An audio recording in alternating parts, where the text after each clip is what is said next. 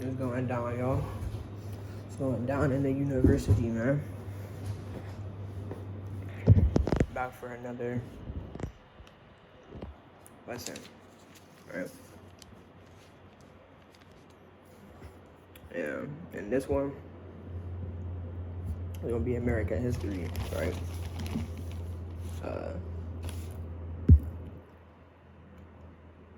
Since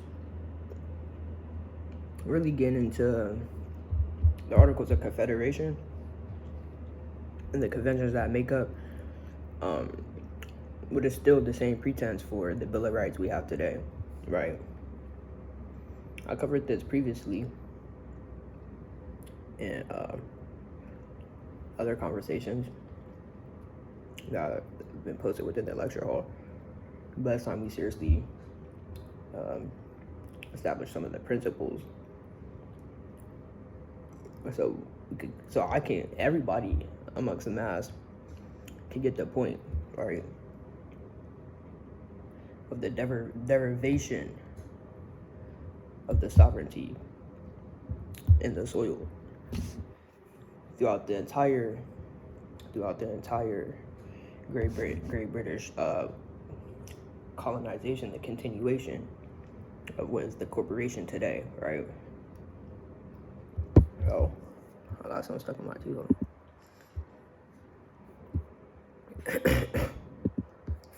First, before I get into the Articles of Confederation, which have to do with like the 13 colonies in the American Revolution, we're gonna take a look at the Virginia Convention, right? The Virginia Convention, which is really a basis of the Bill of Rights, because this Virginia Convention, drawn by Thomas Jefferson, was kind of like some will call it like a rough draft that's been edited into the Constitutional Convention, right? Which really was the aftermath of the Revolutionary War between France, Britain, and like the Boston Tea Party, right, where they didn't want to be taxed by the British Crown that was overseas, because it was like foreign trade and bartering and stuff like that, right?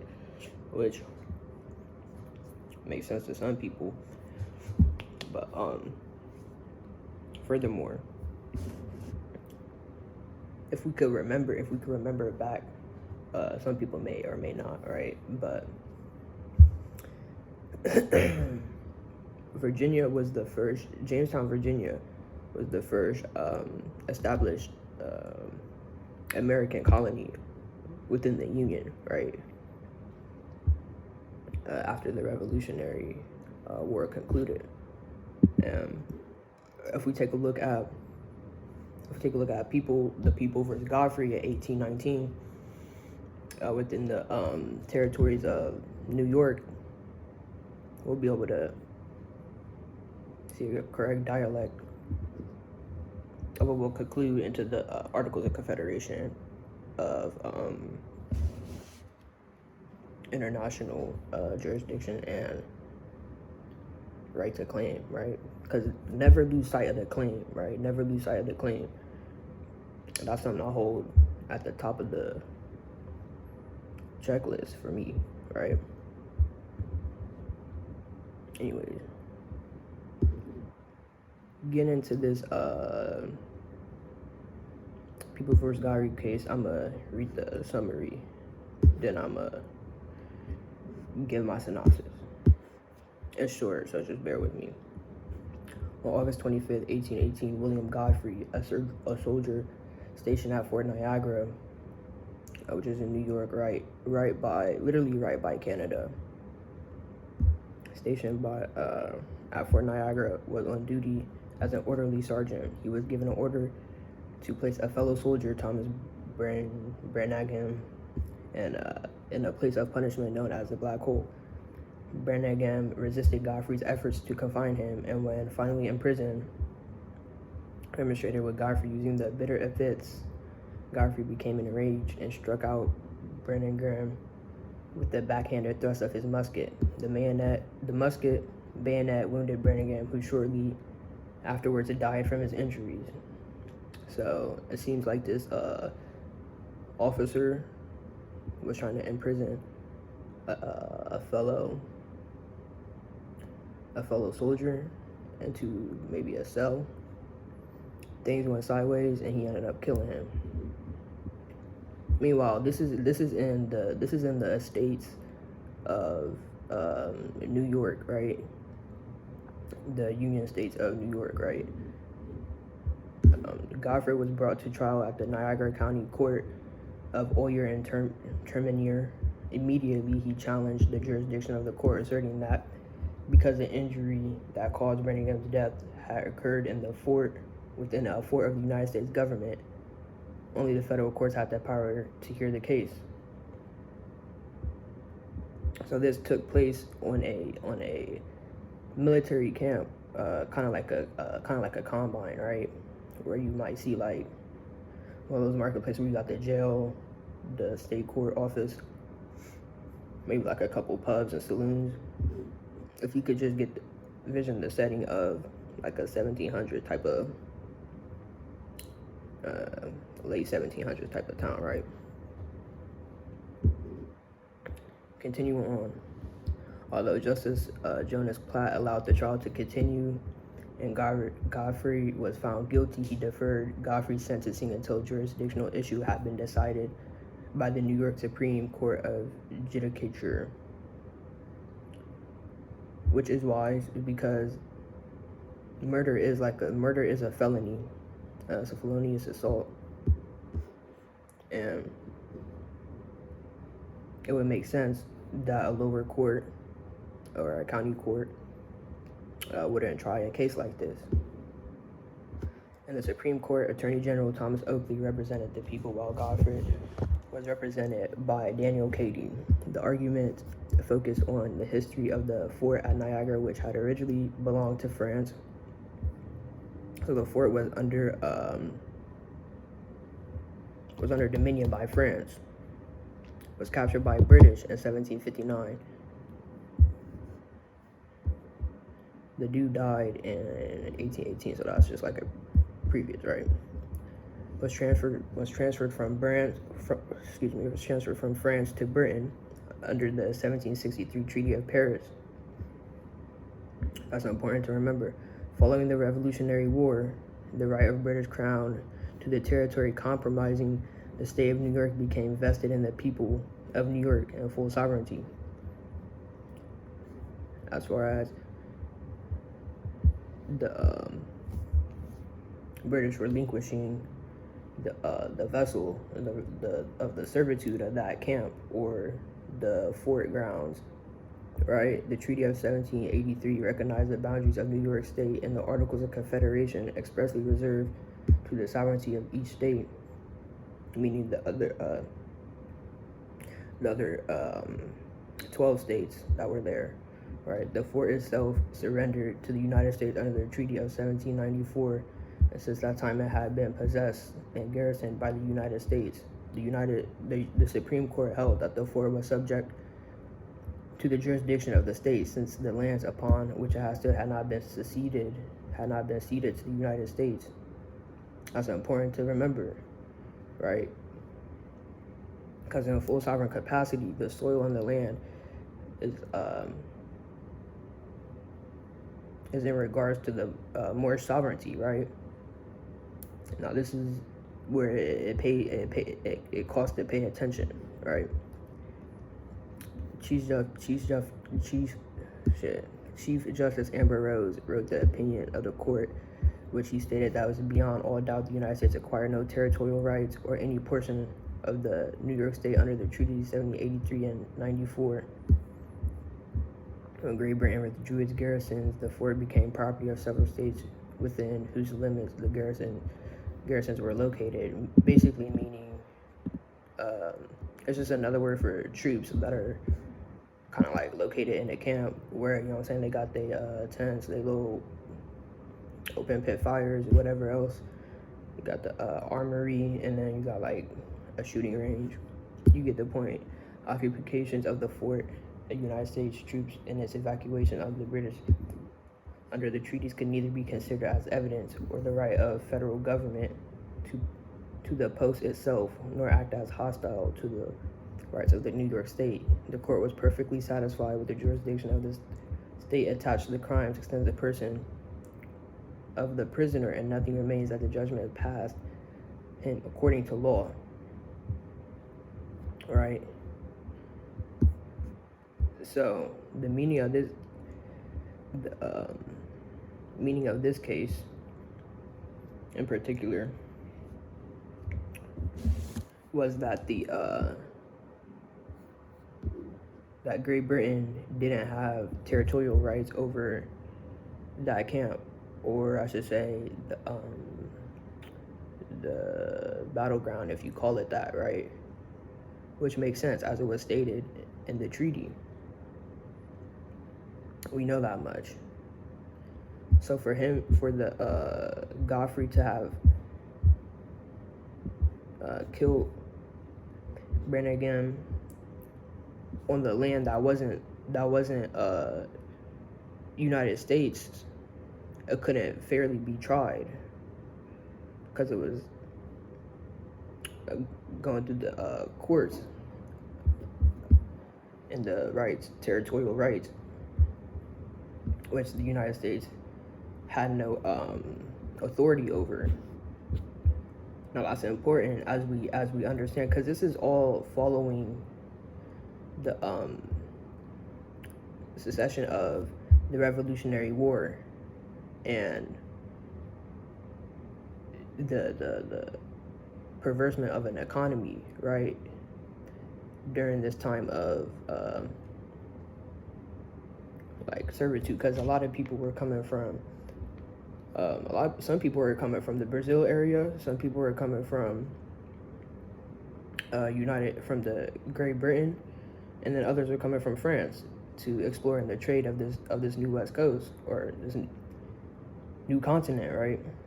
Which had still does. The land belongs to the sovereign Moors. And over time, it started getting more populated, and diverse cultures were on the East Coast and doing trades along the seafaring and everything like that, right?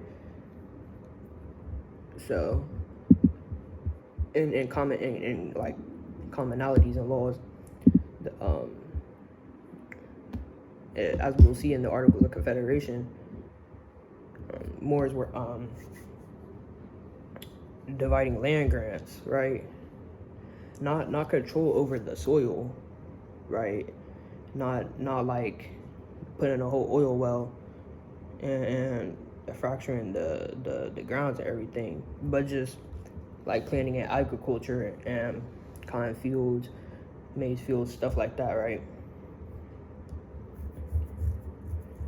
Get into the Articles of Confederation, because this is really the Articles of Confederation is the basis of the law, statutes, and I should say, or you could call it like the square of what was in the Bill of Rights. Mainly because the 13 original colonies being, I can show us a picture right here.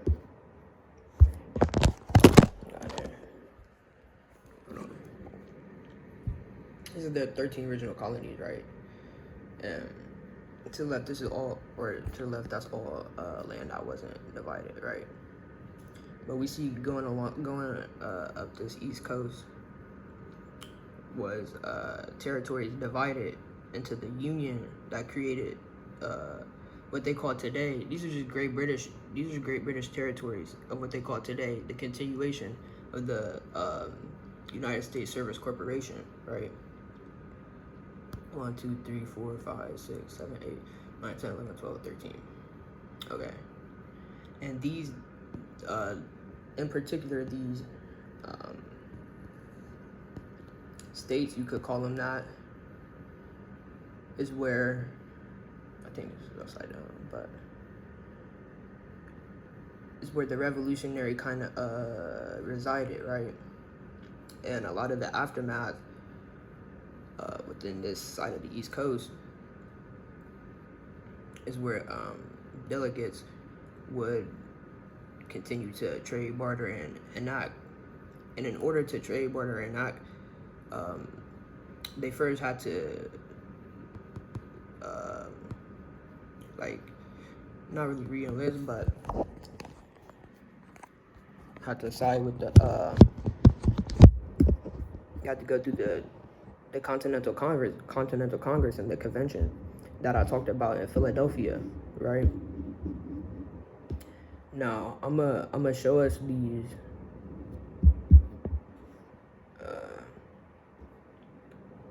articles, right? And I'm gonna explain them so people can understand.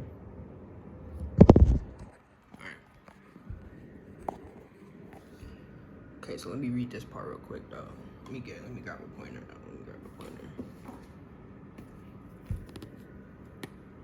Okay, the states were on the brink of economic disaster, and the central government had little to no power to settle quarrels between the states, right?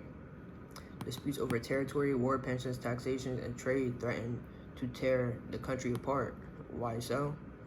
Because following the Revolutionary War, you have probably a vast amount of dead bodies, right? A lot of ammo being depleted, stuff like that. I think this is facing the wrong way. All right, good. Disputes over territory, war, taxation. Taxation for supplies, economics like cotton. You got stuff like the tea that they were shipping, and even international trade between France, the Moors, and the fallout of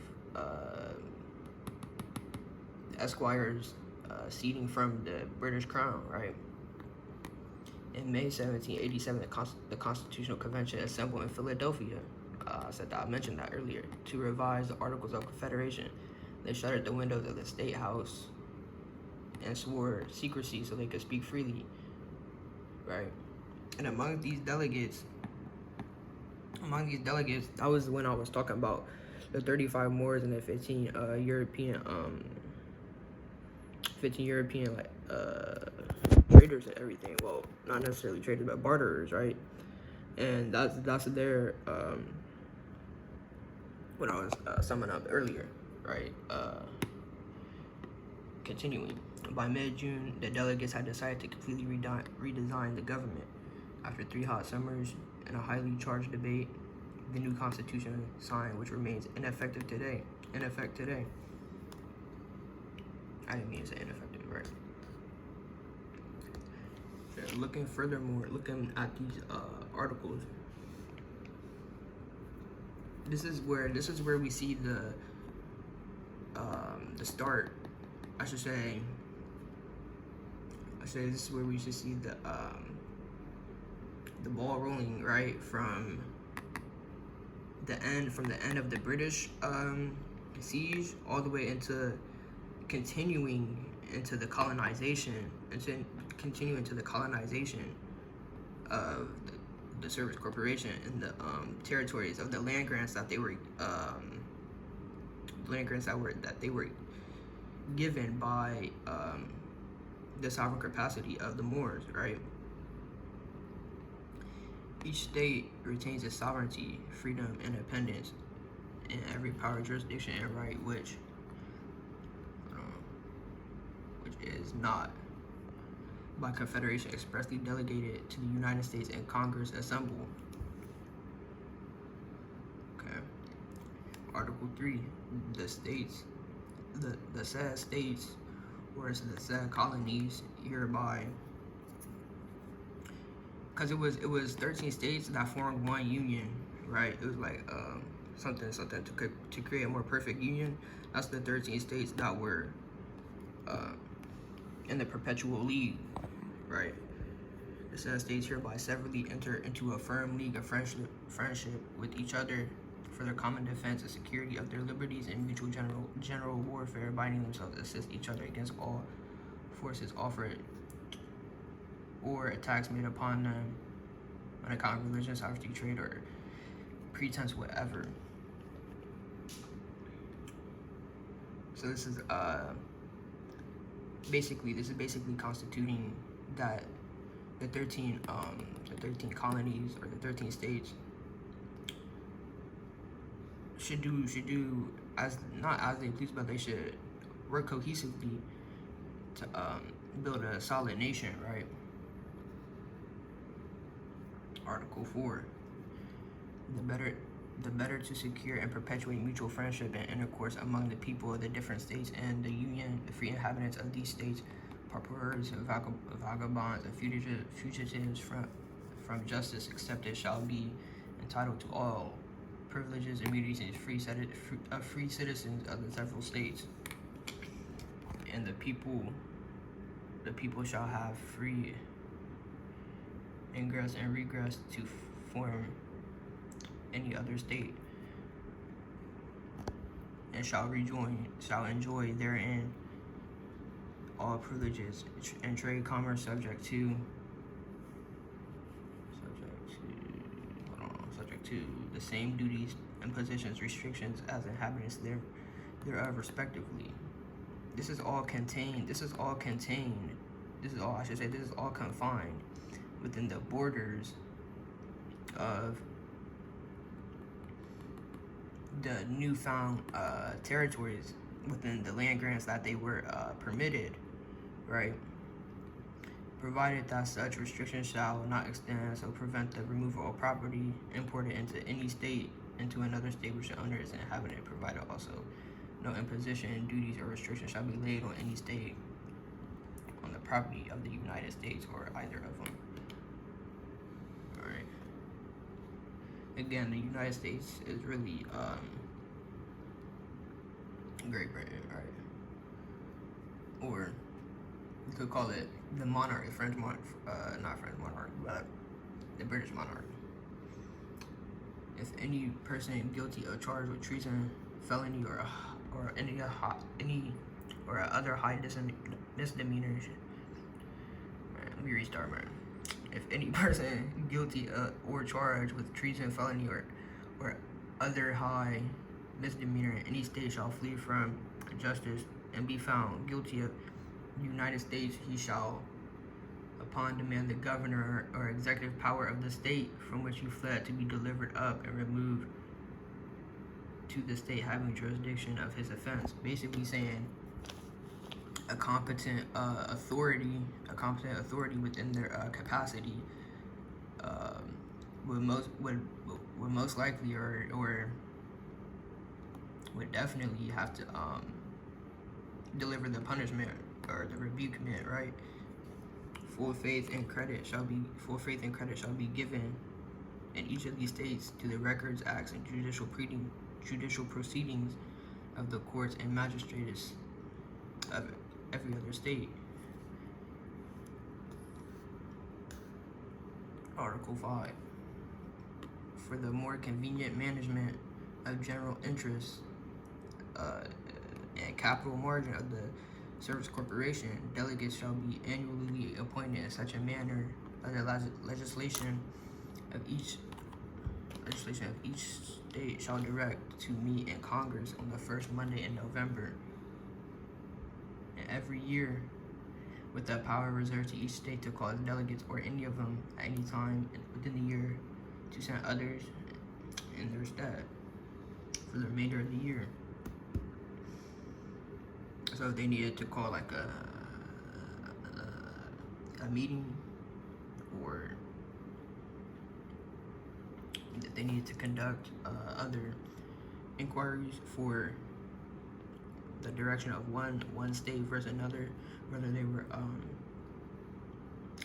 trading like corn versus cotton, they would call that during the year. If not, they would be able to suffice another person instead of like a chair missing for one state or something. No state shall be represented in Congress by less than 2, nor by more than 7 members. and no person shall be capable of being delegate for more than 3 years in any term of 6, nor shall any person being delegate be capable of holding any office under the states for which he or another person benefits, receives any salary, fees, or annulment of any kind. This is explaining within the service corporation of the continuation of the British colonization. This is explaining my terms. It's talking about bribery within the offices of the government, right? Each state shall maintain its own delegates in a meeting of the states, and while they act as members of the committee of the states in determining questions of the United States and Congress Assembly, each state shall have one vote, right?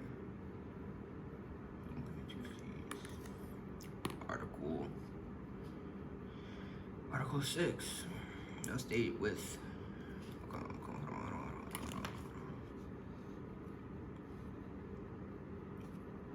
trying to set this up. I'm just gonna type it somewhere. Here we go. Article 6. No state without the consent of the United States and Congress assembled shall send any embassy or receive any embassy from or enter into any conference, agreement, alliance, or treaty with any king or prince or state or like an international body, nor shall any person hold any office of profit or trust under the state's corporation, service corporation, the newfound union, or any of them, except any present in emolument, office, or title of any kind, whatever, from any king, prince, or foreign state, nor shall the United States and Congress assembled of any kind grant any title of nobility, right? That's important to understand. So this is in my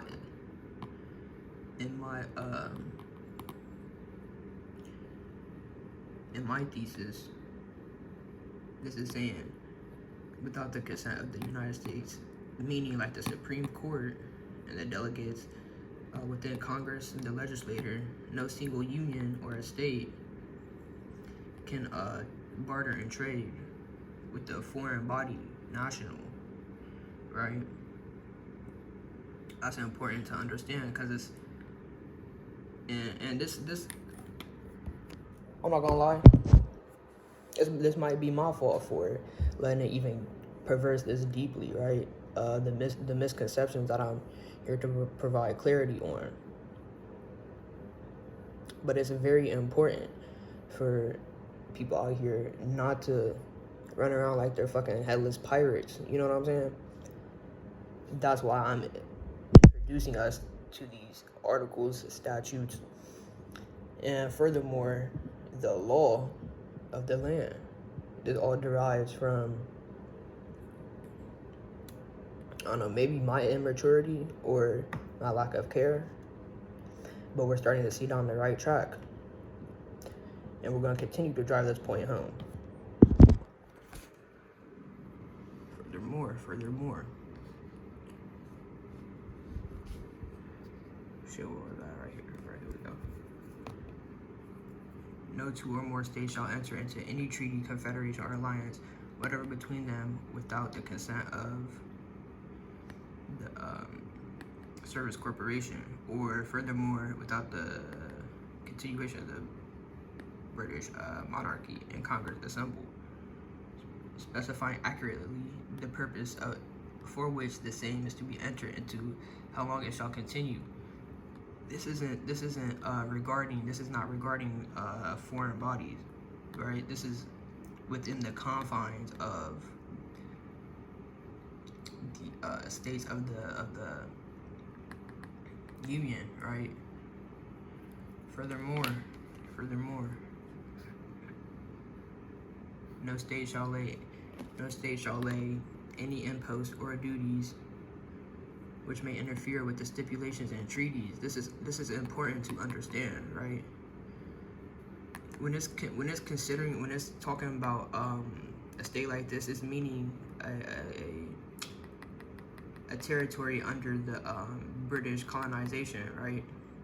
And all of these 13 and all of these, and all of these 25 articles is correlating to their 13 colonies, but they were districted into 13 states, right? So they could compensate for trade and exchange, right? And like regulations and stuff like that. Continuing with no shall lay any imposts or duties, meaning it can't just go up to any state and say, hey bro, we're about to build a military camp if they're like a level 2, you know what I'm saying, private in the military, right? Which may interfere with any stipulations and treaties entered into by the United States in Congress assembled with any king. This is talking about foreign bodies, right?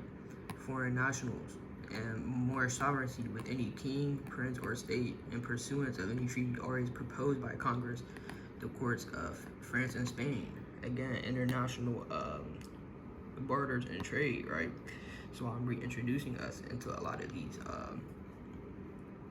topics as we continue to come into the constitutional fold of the governance, right? No vessel of war shall be kept in time of peace by any state, except such number only as shall be deemed necessary by the estates in Congress assembled. This is the Congress we're talking about, like legislators, not just some county clerk, not just some police officer you see driving by, right? For the difference of such state or its trade, nor shall be any body of forces be kept up by any state in time of peace, except such numbers only as, right, in the judgment of the United States in Congress assembled. So this is talking about a deliberate meeting held with constitutional officers, right?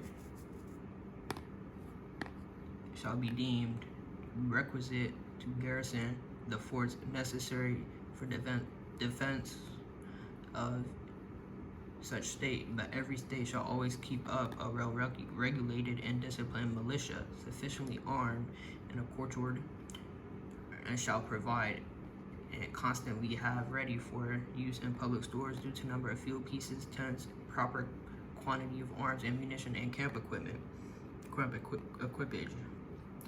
This is where the taxes would have to be paid for a lot of the government funding. That's what we were talking, what I was reading earlier. Okay, let's get it.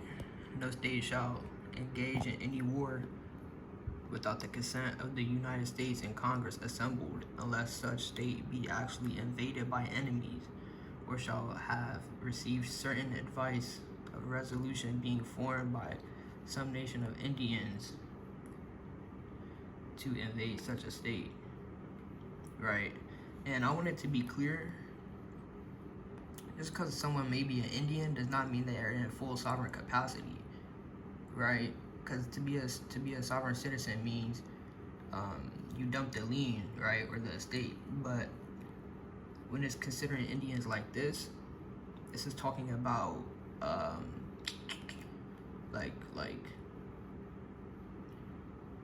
servitude, right? It's talking about chattel.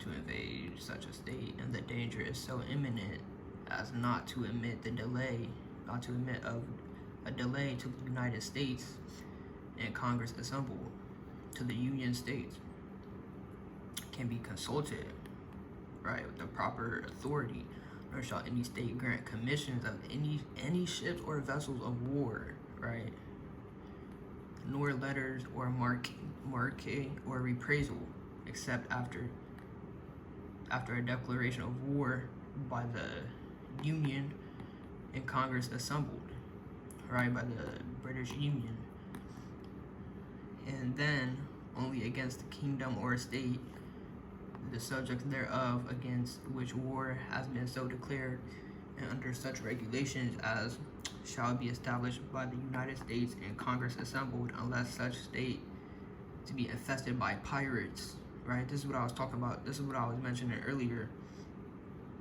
where it's really past belligerence to have people walking out here out of body, you know what I'm saying, thinking whatever the hell is the law, because that's not the case. That's not the case. In which case, vessels of war may be fitted for that occasion and kept so long as the danger shall continue, or until the United States Congress assembled shall determine otherwise. Talking about like during the Revolutionary War, they actually had slaves fighting each other during the Civil War as well too. Well, the Civil War was kind of different, but we'll probably cover that future topics or stuff like that. But the land forces, when land forces are raised by any state, meaning when, in my opinion, when troops, or when it says when esquires like advance, you know what I'm saying, like they charge with their bayonets and stuff for the common defense, all officers of or under rank of the colonel shall be appointed by the legislator of each state, respectively, by whom such forces shall be raised by the legislator. Now, this is real life. There's three branches to the government of the United States Service Corporation: executive, legislator, and judiciary. All right. This one particularly is talking about legislative bodies and everything like that, for each state to respectively by whom such forces shall be raised, or in such a manner as such state shall direct, and all vacancies shall be filled by the state which first made appointment. All right, so basically it's saying it has to go through the top. Not literally through the top, but like if you were filing, like similarly, if you were filing a complaint against a public city worker, you would have to go through you'd have to probably go to like the town hall or the city council in order to do that. And that's just small town county work. That's not like an entire governed state, right? All charges of war and all other expenses shall be incurred for the common defense or general welfare, and allowed by the assembly, right, of Congress. Again, there's two seats for every state. I believe that to be true, right? Shall be defrayed out of common treasury, which shall be supplied by the several states in proportion to the value of all land within each state. Then again, there's 13 colonies, and as we saw in an article, I think it might have been the third or fourth article, it was talking about the allegiance of all the 13 colonies, right? And that ties back into this article 8 right here. Where was I at? Proportionate value of all land within each state granted to or survey for any person such as Congress assembled shall from time to time direct and appoint the taxes for paying that proportion shall be laid and levied by the authority and direction of the legislators and the bodies of the head of the government, right, of the several union states within the time agreed upon the United States in Congress assembled. So that means the House, right? Inside the House, the State House, everything. The whole body of the representatives within the United States government. United States and Congress assembled shall have. I couldn't have skipped one. Never mind. United States and Congress assembled shall have the sole exclusive right and power determining on peace and war, except in cases mentioned in the 6th article, of sending and receiving ambassadors, entering into treaties and alliance, provided that no treaty of commerce shall be made, whereby the legislative power of the respective states shall be restrained from imposing such imposts and duties on foreigners. This is important to understand, as their own people are subject to from prohibiting the exportation, the extortion, and the importation of any species of goods, commodities whatsoever.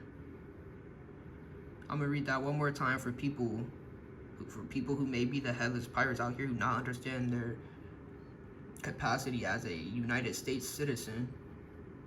Let me reiterate. Allow me to reiterate. As their own people are subject to prohibiting the exportation and importation of any species of trade or commodities whatsoever, of establishing rules for deciding in all cases, what captures on land or water shall be legal. It's clear as day. It's clear as day.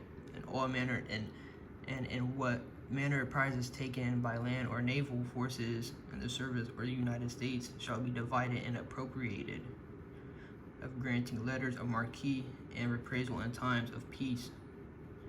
This is basically, it's the same. You have to refer to the Archduke Bishop, the foreign king, or the prince of an international body, appointing courts for the trial of piracies and felonies committed on the high seas, and establishing courts for the receiving, determining finally appeals in all cases of captures.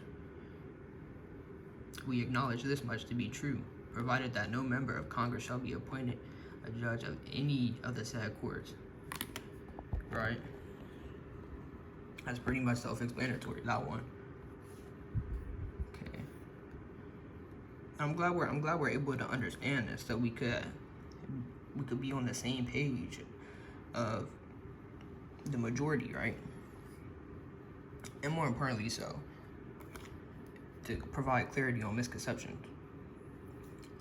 United States and Congress assembled shall also be on the last resort of appeal in all disputes and differences now subsisting, or that hereafter may arise between two or more states concerning boundary, right?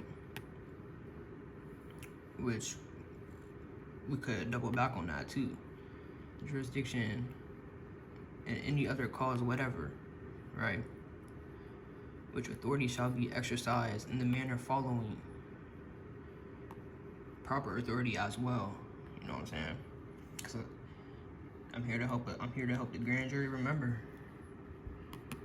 Whenever the legislative or executive authority or lawful agent of any state in controversy with another shall present a petition to Congress stating the matter in question and praying for a hearing, notice thereof shall be given by order of Congress to the legislative or executive authority of the other state in controversy. Right? This is considering the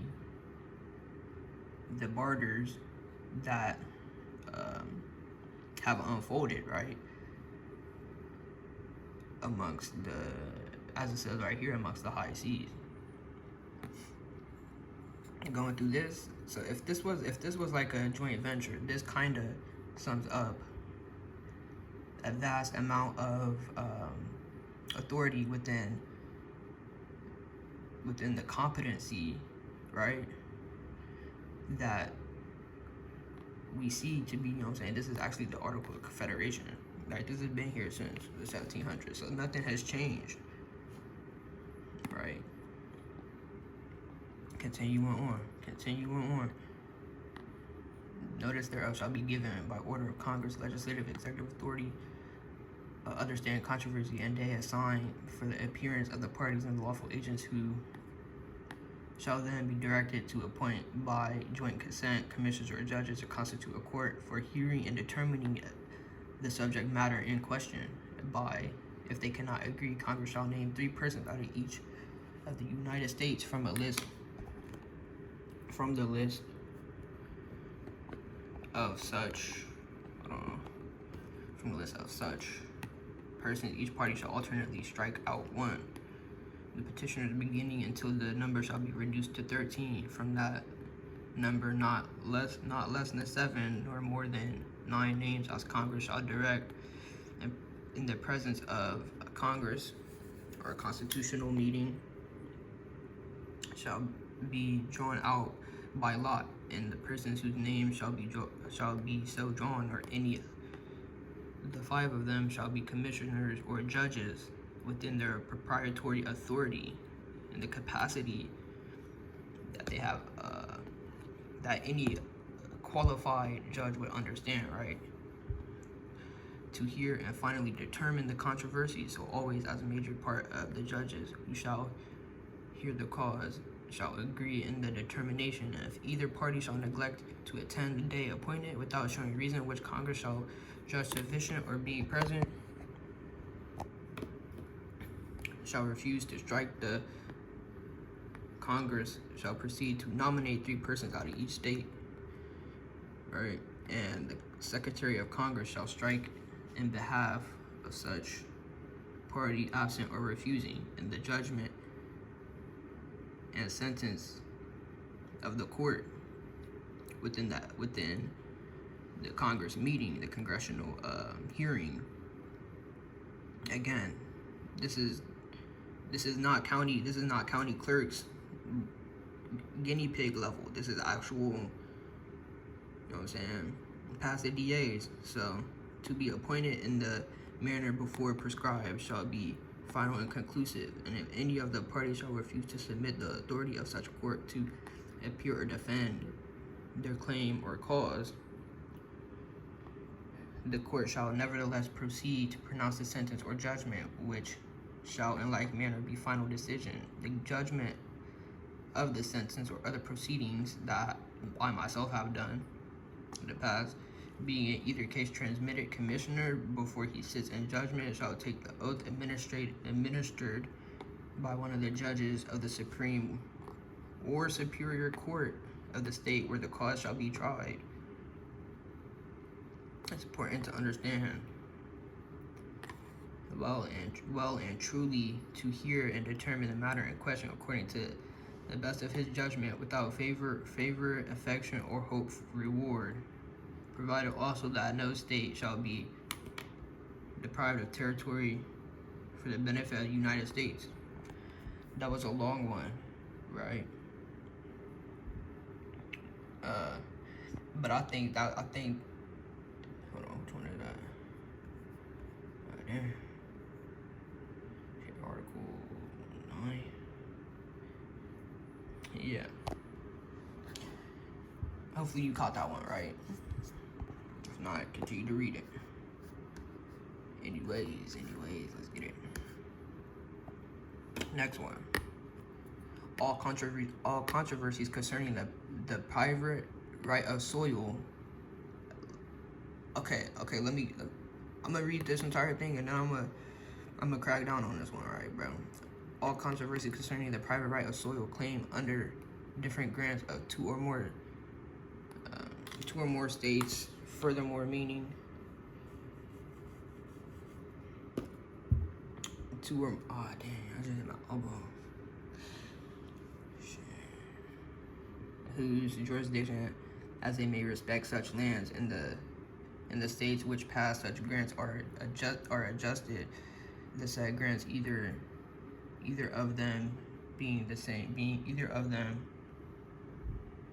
the same time claimed to have originated antecedent to such settlement of jurisdiction shall, on the petition of either party to the Congress of the United States, the Congress, be finally determined as near as may be in the same manner as before prescribed for deciding disputes respecting territorial jurisdiction and commerce between the foreign states, right?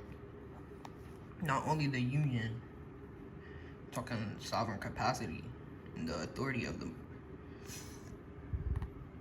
the crown, right? Again, I'm about to crack down on this like I said I was going to. A private right of soil claim under different grants between of two or more sanctions, you could call it that, right? Private right of soil. The soil the inherent soil belongs to the Moorish sovereignty, right? In which during this conventional Congress, they were agreeing upon treaties, which they were setting up boundaries for the 13 colonies. That's why this is important to come back on, right? That they may respect such lands, the past such grants are adjusted. We understand this one coherently? Great. The United States and Congress assembled shall also have the sole and exclusive right. Let me restart that. The British colonies and Congress assembled shall also have the sole and exclusive right to power and regulate the alloy and value of coins struck by their own authority. This is talking about a federal mint. A lot of people may not know that the Federal Reserve Mint is actually in Philadelphia, right? The Federal Reserve is in D.C., but the mint is in Philadelphia, or by that of their respective states, fixing the standard of weights and measures throughout the British colonies. This is talking about the interest rates and the convolution of market economics, right? Of how tangible value and treasury bonds equidate, and they circulate throughout. Well, at this current time, it was the 13 colonies that were just being founded, right? Regulating the trade and managing all affairs with the Indians. Furthermore, with the chattel, not members of any of the states, provided that the legislative right of any state within its own limits not be infringed or violated. Right? Establishing and regulating post offices from one state to another throughout all the United States and exacting such postage on the papers passing through the same. I know a decent amount about postal work. Trust me, just take my word for it. And this is very accurate. As part and parcel, their mail reciprocates through one plant and it travels to the next, and it goes through the chain of logistics, as it says in here, right? Continuing on, appointing all officers of the land, which means you have to be a qualified officer. You can't just be walking around out here saying any belligerent shit, like, right? Like, this is actual. Well, I would say this is real, like, you know what I'm saying? It's law, right? I just wanted to clarify so people, I know within myself. In the past, I have said some stuff that may have been wrong. That's why I'm trying to correct it right now. All right. Forces in the service of the British colonies accepting regimental officers, appointing in all the officers of the naval forces and commissioning all the esquires, whatever in the service of the United States, making rules of the government and regulations of the said land and naval forces, directing their operations. Right? So the esquires are lacking. Some esquires of this time were lacking the direction needed in order to continue to foresee. The next one, that shit look long as hell, bro. But you know we gonna crunch through it. The United States and Congress assembled shall have authority to appoint a committee the British colonies and Congress assembled shall have authority to appoint a committee to sit in the recess of congressional accords, to be denominated a committee of the Union or the states, and to consist of one delegate from each state, to appoint such other committees and civil esquires as may be necessary for the managing of general affairs of the British colonies, right? Under the direction to appoint one of the numbers to provide that no person be allowed to serve in the office of president more than 1 year in any term of 3 years, to ascertain the necessary sums of monetary value to be raised for the service of the United States and apply the same for defraying the public expenses and the infrastructure needed, right, to borrow money or emit bills on the credit of the United States, on the credit of the British colonization. I keep correcting myself. I'm going to continue to do that too, so we could drill home this point. International borders, right? That's so I could keep a clear line of sight of what I'm professing to the audience amongst, right? Where was I at, man? See, transmitting every half year to the respective states an account of the sums of monetary liquidity so borrowed or emitted to build and equip a navy, to agree upon the number of land forces, to make requisitions from each state for its quota in proportion to the number of by inhabitants in each state, which requisition shall be binding, and thereupon the legislator of each state shall appoint the regimental esquires, raise the men, clothe them, arm and equip them in a soldier-like manner, at the expense of the United States, at the expense of the British colonization. The United States is just a continuation of the British colonization, even since the 1600s, right? This is the United States Service Corporation of America. And the United States, which I don't domicile within the United States, right? And the esquires and men so clothed, armed, and equipped shall be marched to the place appointed, and within the time agreed upon by the British colonization and congressional accords assembled. But if the British colony and congressional accords assembled shall, on consideration of circumstances, judge proper that any state shall not raise men, or should raise a smaller number than its quota, and that any other state should raise greater number of men than the quota thereof, such extra numbers shall be raised. Esquires clothe them. If you want to look up the definition of an esquire, feel free to do that. As many of such extra numbers as they judge can be safely spared, and the officers and men so clothed, armed and equipped shall march to place appointed within the time agreed upon the British colonization and the congressional accords assembled. It's talking about the implementation of monetary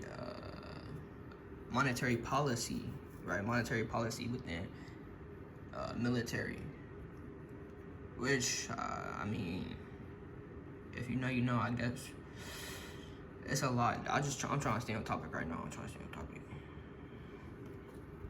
The United States and Congress assembled shall never engage in war. The British colonization and congressional accords assembled shall never engage in war, nor grant letters of marque and reprisal at any time of peace. Now let me reiterate, nor grant any letters of marque and reprisal in any time of peace. This whole time we've been in peace, finding out truth within justice and love within freedom. I have not granted any letter myself to, I would say, you know what I'm saying, not like I didn't grant a supreme letter, you know what I'm saying, but you get my point. And it's not up to, I would say it's not up to a United States citizen to take behalf and just free willy, right, or nilly willy out here. That's out of accordance. Nor enter into any treaties or alliance, nor coin money, nor regulate the value thereof, nor ascertain the sums and expenses necessary for the defense and welfare of the British colonization. Right? So this is, I'm just giving us this synopsis clear as day, straight from the Articles of Confederation and the conventional, Constitutional Conventional Assembly.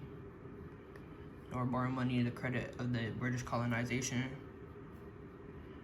the Great British colonization, nor appropriate money, nor agree upon the number of vessels of war to be built or purchased, nor the number of land or sea forces to be raised, nor appoint a commander-in-chief of the Army, Navy, unless the United States assent to the same, nor shall a question or any other except for an adjourning from day to day be determined unless by votes a majority of the Great British colonization and the congressional accords assembled. Now, if this doesn't speak for itself, then just reread it. Just reread it. All right. I don't need to go no further on that. The Congress of the Great British colonization shall have the power to adjourn to any time within the year and to any place within the territories of the Union, so that no period of adjournment be longer than the duration of the space of 6 months, and shall publish the journal of the proceedings monthly, except such parts thereof relating to the treaties, alliances, and military operations as in their judgment require secrecy, and the yeas and the nays of the delegates of each state on any question shall be entered on the journal when it is desired by any delegate, and the delegates of a state or any of them at his or their request shall be furnished with the transcript of the said journal, except such parts are above accepted to lay before the legislators of several states. Qualified legislators, enthralling treaties and alliances. Article X, let's get to it.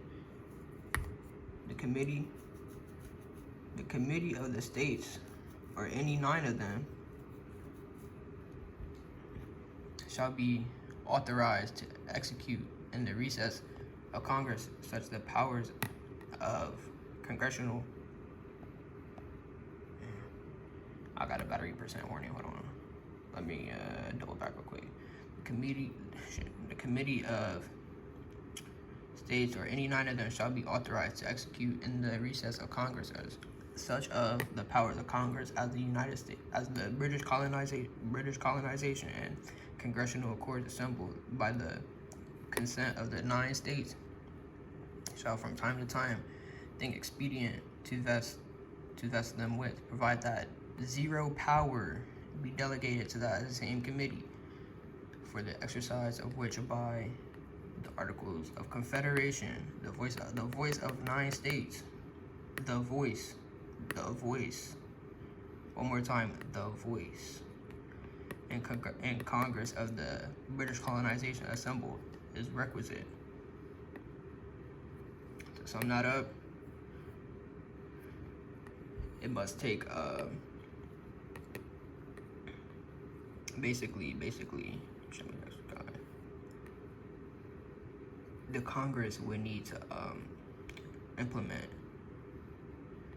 the consent, right, in order to exercise certain enactments, right? Furthermore, let's keep going. I'm trying to get in. Good. Here we go. Canada acceding to this confederation and joining in the measures of the British colonization shall be admitted into it and entitled to all the advantages of this union. But no other colony shall be admitted into the same unless such admission is agreed to by the 9 states. Alright, let's keep going.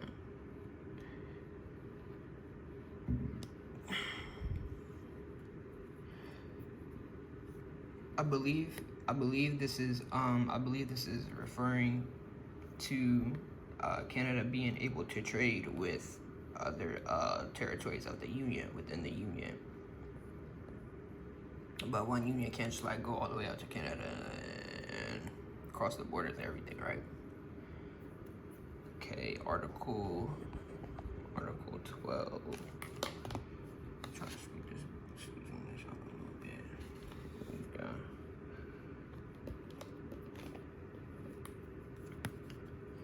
All bills of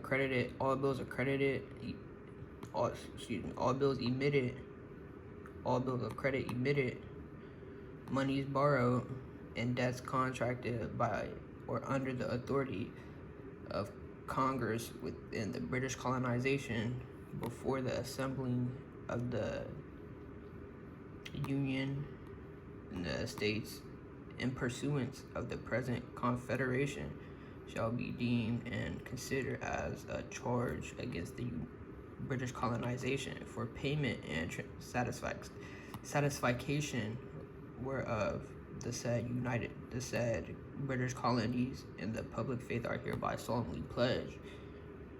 Right.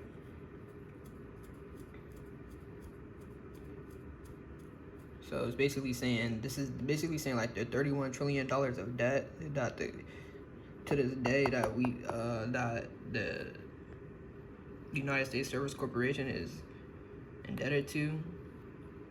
Basically saying that that's still owed, right? And I mean, if you know anything about economics, that's not a good thing. That's raising alarms, right? I ain't mean to hit my screen, but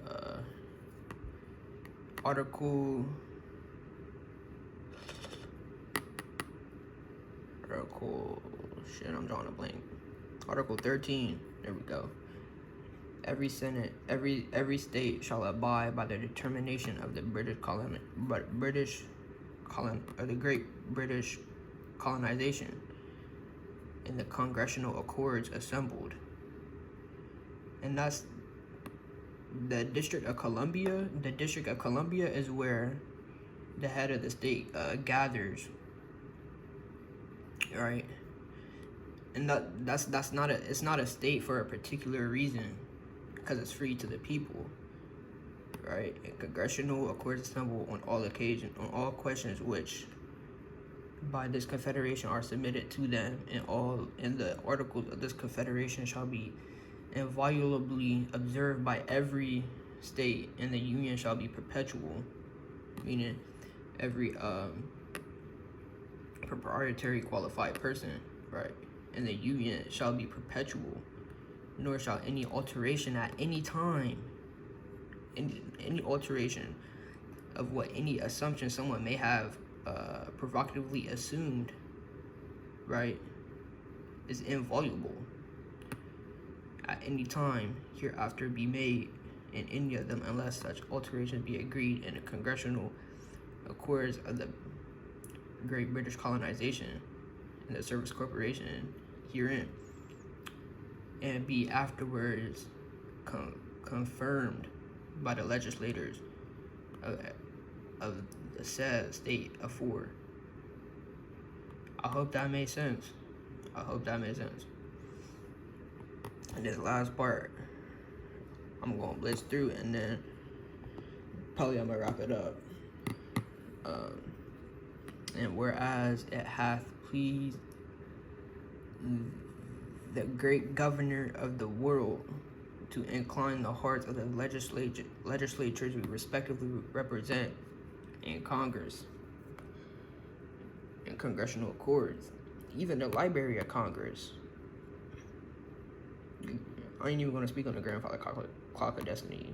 It's like section 22, USC, I think like number 2, right? To approve and authorize us to ratify the said Articles of the Confederation and the Perpetual Union up to this present day. Know ye that we undersigned delegates, or excuse me, let me retract. Know ye that those who are undersigned delegates by virtue of power and authority to them given for that purpose do by these present in the name and behalf of the respective constituents fully and entirely ratify and confirm each and every one of the said Articles of Confederation, the perpetual union of the states, and all the singular and all singular the matters, things, and therein contained within the borders of the British colonies, right, and the Service Corporation, and the continuation. And we do further solemnly plight and engage in the faith of our respective constituents, the 35 Moors who have granted lands and who have permitted land grants and treaties to enact trade amongst, right, which is fair for everyone, that they shall abide by the determination of the Union States in the congressional meetings that have been held, right, on all questions which by the said Confederation are submitted to them, and that the articles thereof shall be inviolably observed by the states we respectively represent, and that the Union shall be perpetual, a witness whereof we have hereunto set our hands in this present day and in Congress.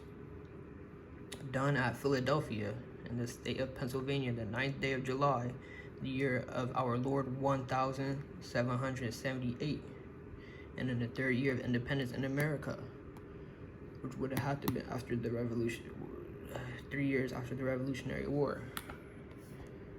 Man, if that was a lot, maybe it was to some people, but most importantly, I should have been informing to clarify many misnomers out there, right? Even for myself, I learned a lot of things, and I was able to grasp concepts that weren't as readily available if I had not read through these. So now I could walk away with a clear understanding of the treaties and the articles of how one person or any vessel could do their due diligence as they interact through the society which they may live in, right? It's different for many people of different ages, different backgrounds, and different habits, right? But I mean, at the end of the day,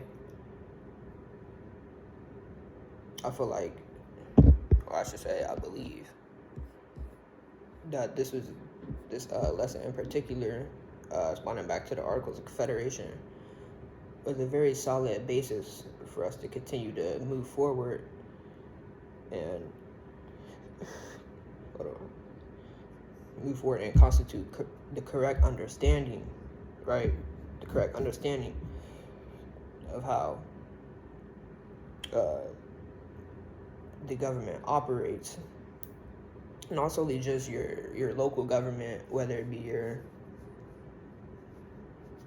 may be like your town hall, police department, or like I guess they be having places where people go to pay their bills and stuff. I usually pay my stuff online, but that's a different story. But even from the lower levels all the way towards the middle levels, which would probably be states and district attorneys, and then all the way towards the supreme level, like the highest of the entire country, right? Or I should say the entire nation of United States Service Corporation. And I'm gonna continue to pronounce it that way too, so everybody can have a clear understanding of the role within this present time we find ourselves in. All right. Nonetheless, a great lesson. However, I digress. I hope you found this informing.